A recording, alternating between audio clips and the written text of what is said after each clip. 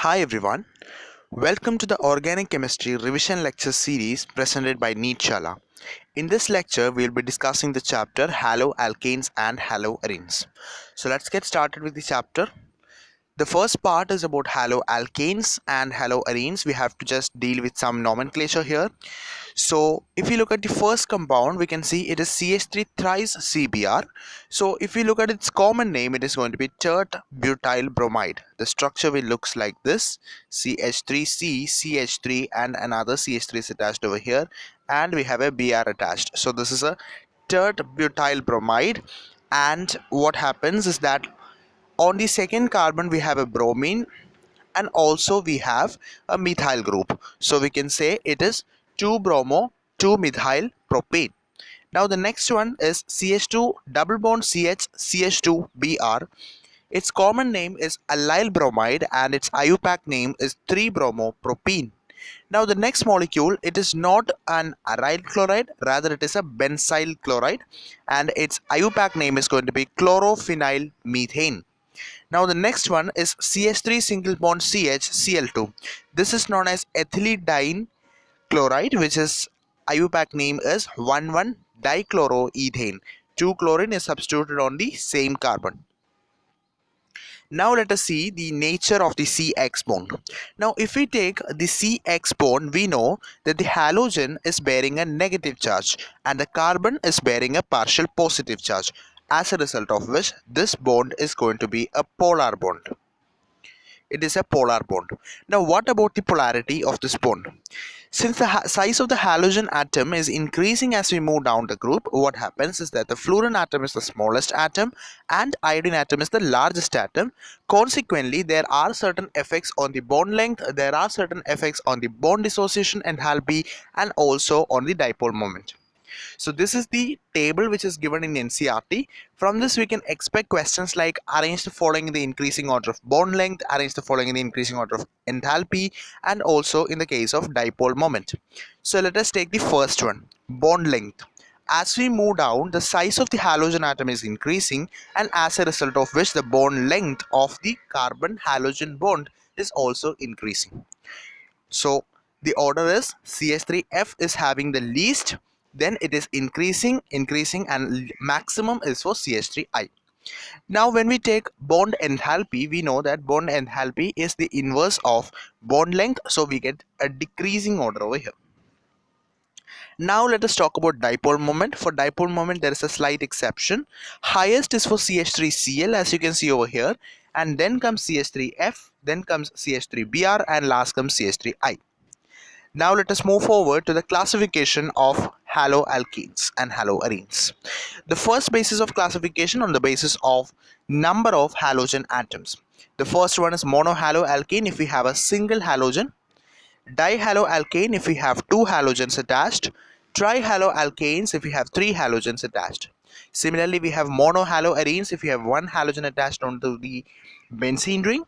If there are two halogen atoms attached to the benzene ring, we have dihaloarene, and if we have three halogen atoms attached to the benzene ring, then it is known as trihaloarene.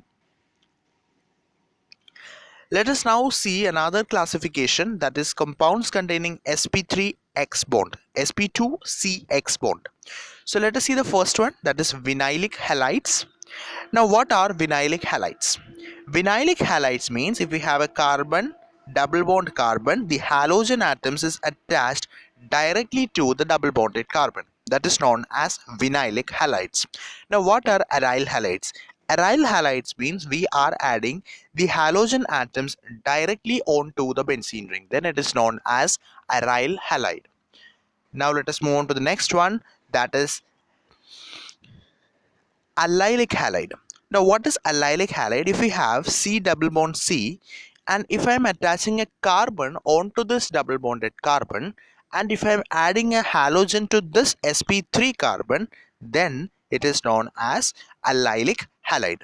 Now what is benzylic halide? I have a benzene ring, and on the benzene ring I am going to arrange a carbon, and on this carbon I am going to arrange a halogen. So now this is known as an benzylic halide. Now We can also classify the alkyl halides into primary, secondary, and tertiary. This is on the basis of the carbon onto which it is attached. So as you can see over here, primary means we are attaching it to a primary carbon, secondary means we are attaching it to a secondary carbon, and tertiary means we are attaching it to a tertiary carbon. Now let us see the preparation of haloalkanes. First one is from alcohols. Now we have to understand that alkyl halides are best prepared. They are best prepared from alcohol. Now what is the reason for that? Because alcohols, as we know, is easily accessible. So here what is happening is that the hydroxyl group of an alcohol is replaced by halogen atom on reaction with concentrated halogen acids, or we can use phosphorus halides, or we can use thionyl chloride. So the most commonly used reagents for the conversion of alcohols into haloalkanes are concentrated halogen acids such as concentrated HCl, HBr, etc. Second is phosphorus halides, which is PX3 and PX5. And the last one is thionyl chloride, which is SO2Cl2. Now, thionyl chloride is the most preferred. What is the reason? Is because the byproducts that we are getting in the reaction, they are escapable gases. Hence, the reaction will give pure alkyl halides. Nearly 99% pure alkyl halides is obtained. So that is the best method of preparation from alcohols.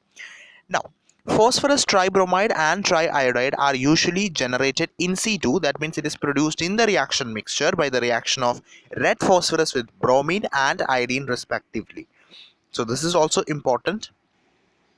Phosphorus tribromide and triiodide are generated in the container by the reaction of red phosphorus with bromine and iodine respectively. That is, P is going to react it with Br2 in the vessel to prepare the mixture. We are not taking PBr3. This is not taken directly, this is taken. Red phosphorus in the presence of halogen is taken.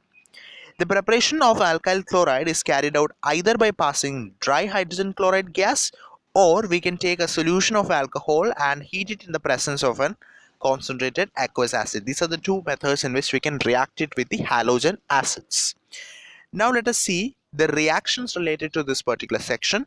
The first one is ROH plus HCl. So what is happening is that this OH group is substituted by Cl, but for this we need a reagent which is ZnCl2.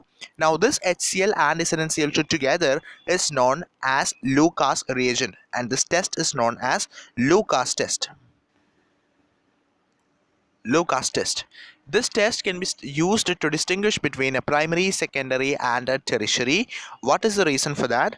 Because here we can see that the order of reactivity of alcohols with a given halo acid is tertiary greater than secondary greater than primary. That means tertiary is going to react maximum fast and primary is going to show minimum reactivity. So we can say that if it is reacting faster, we can say it is a tertiary alcohol, and if it is reacting very slow, then we can say it is a primary alcohol. So it can be used to distinguish between the tertiary, secondary, and primary alcohol.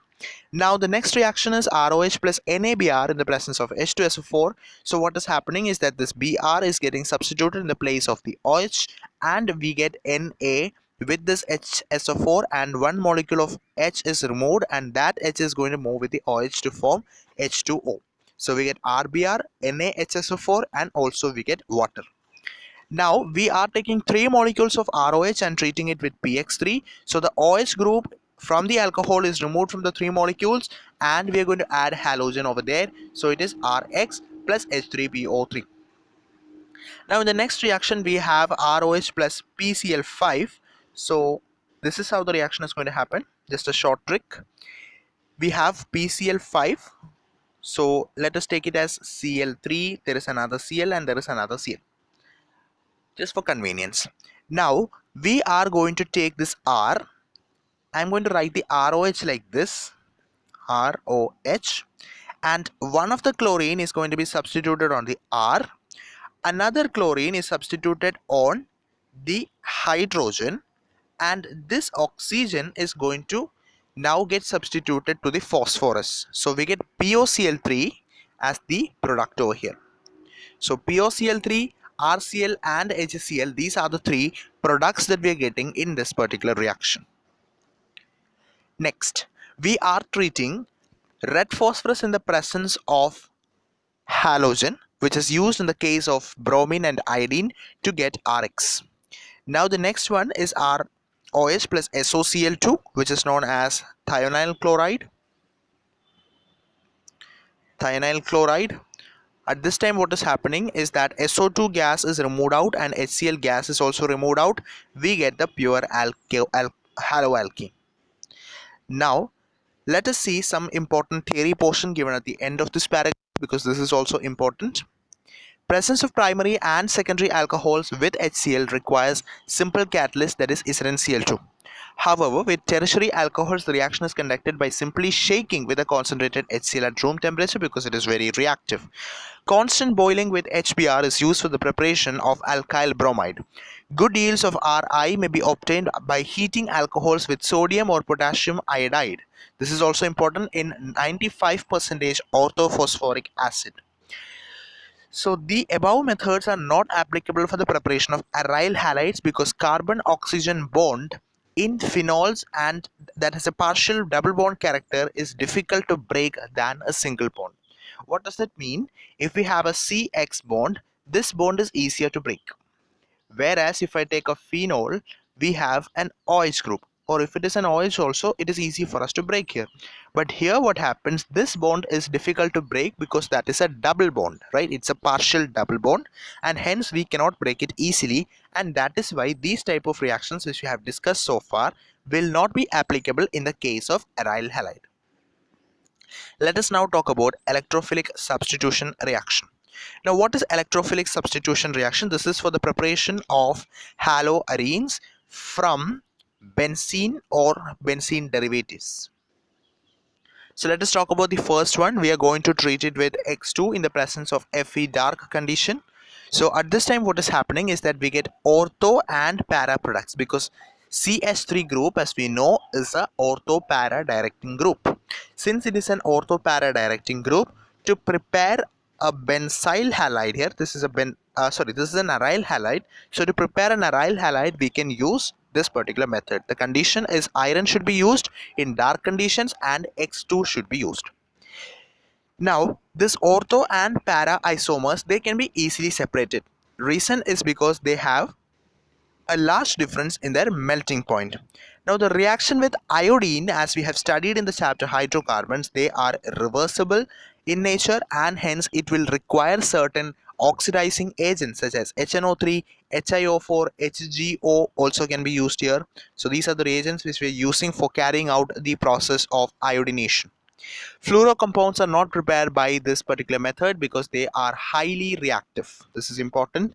They are highly reactive, and as a result of which we are not usually carrying out this particular method in the case of fluoroalkenes. Now we have Sandmeyer's reaction where we are starting with an aniline molecule. So we have an aniline. Benzene with an NH2 group is known as aniline. Now we are going to treat this with NaNO2 and HX. NaNO2, that is sodium nitrite, and HX at 273 to 278 Kelvin, that is 0 to 0.5, also we can say 0 to 5 degrees Celsius. 0 to 5 degrees Celsius is the temperature conditions which is required for this reaction. So when we are treating it 2 and HX, we are getting benzene diazonium halide. Now N2 with a positive, this is known as diazo group. So we have benzene diazonium halide formed over here. Since there is formation of a diazonium halide, we can say this is a diazotization reaction. So this is another important named reaction which is known as diazotization reaction. We have to understand the reagent and also the starting and the end product. We are starting with aniline and we are ending up in benzene diazonium chloride, and the reagent which is used is NaNO2 in the presence of HX at 0 to 5 degrees Celsius. Now let us take the second reaction. If we look at the second reaction, we can see it is benzene diazonium chloride. Now this benzene diazonium chloride is treated with Cu2X2, that is copper chloride, and we are getting an aryl halide from it. The X is getting substituted over here, the remaining part is removed, and N2 is also moving out. CuCl2 is also moving out, and N2 is also moving out. We will be getting an aryl halide over there. This reaction is known as Sandmeyer's reaction. So this is another named reaction. So far we have studied about Lucas test. Second one which we discussed was diazotization. The third named reaction that we are discussing is the Sandmeyer's reaction. Now let us move on to the fourth reaction, which is this: replacement of the diazonium group by iodine. It does not require the presence of cuprous halide. This is also an example for Sandmeyer's reaction, where we are just taking the benzene diazonium salt and we are simply shaking it with Ki to get iodobenzene. Now let us move on to the next reaction, that is from alkenes. From alkenes we can prepare by the addition of hydrogen halides, and this we have already studied in the chapter hydrocarbons. We are adding this molecule. If it is symmetric molecule, we will add hydrogen to one side of the double bond and halogen to the other side of the double bond, whereas if we have unsymmetrical compounds, two rules come into play. One is known as Markovnikov's addition and the other is known as anti-Markovnikov's addition. Now another is we can prepare vicinal dibromide also if we are adding Br2 or X2 in general. So this we have already discussed in the chapter hydrocarbons. Now the next one is halogen exchange method. That means we are converting one alkyl halide into another alkyl halide. For example, if we have RCl or RBr, we can convert it into Ri, right? RCl or RBr can be converted into Ri by treating it with sodium iodide in the presence of dry ethyl acetone. This is known as Finkelstein reaction. So remember, Finkelstein, F, and the first letter is I, so it is used for the preparation of iodine, right? Iodobenzene or alkenes, right? So we can say it is Fi. Remember it as a trick, Fi. And now the next one, what is happening? The next reaction is known as Schwarz reaction. Now in Schwarz reaction we are taking an alkyl halide, that is bromide. Now this bromide is converted into a fluoride by treating it with AgF, that is silver fluoride. We are converting it into CH3F by using AgF. Instead of AgF we can also use a mixture of compounds. We can use many compounds such as AgF, HgF2, Hg2F2, COF2 or SbF3. These are also the compounds which can be used for carrying out the Schwarz reaction. Now what is the use of dry acetone in the first one, that is Finkelstein reaction? It will facilitate the forward reaction according to the Le Chatelier's principle. So this is also important. Now the next one is Hunsaker reaction. This is two reactions which is beyond NCERT. If we are using RCOOAg and we are treating it with Br2 in the presence of HNu, we will be getting RBr, CO2 and AgX. This is known as Hunsaker reaction. That is, we are preparing it from the silver salt. Now if I am treating the silver salt with iodine in the presence of HNu, I will be getting an ester, RCOOR and AgI and CO2. So this reaction is applicable only for bromination, not for iodination, because iodination will give us ester.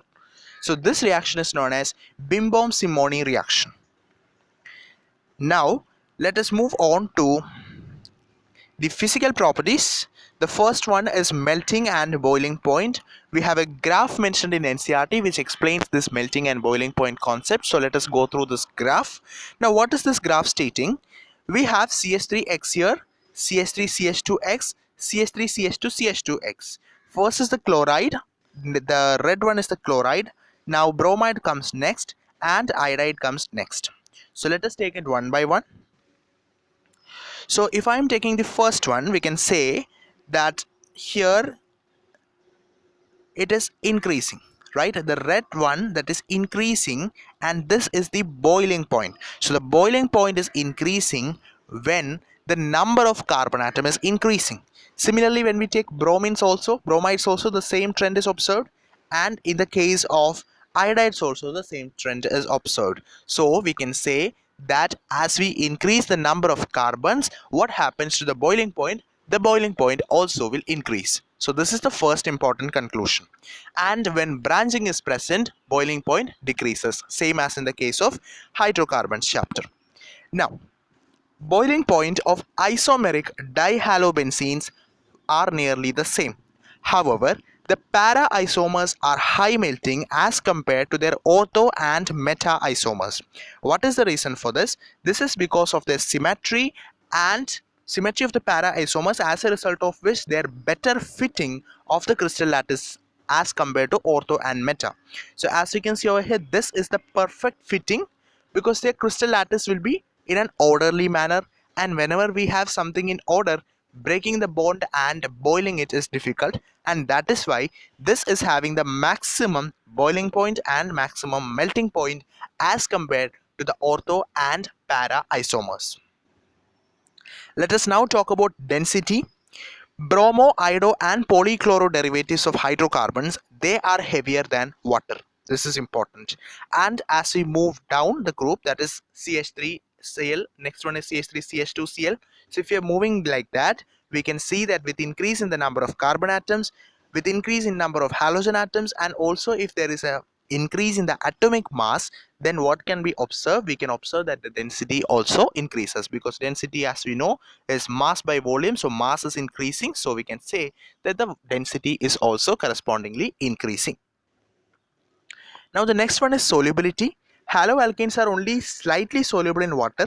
So if it have to be soluble in water, what happens is that the energy is required to overcome the attractions between the haloalkane molecule, and it also have to break the hydrogen bonds in between the water molecules. So less energy is released when new attractions are set up between the haloalkane and the water molecules, and these are not as strong as the original halogen bonds and hydrogen bonds in water. So the energy difference is not that much high, and as a result of which they cannot break the bond, and as a result of which the haloalkanes have a very poor solubility.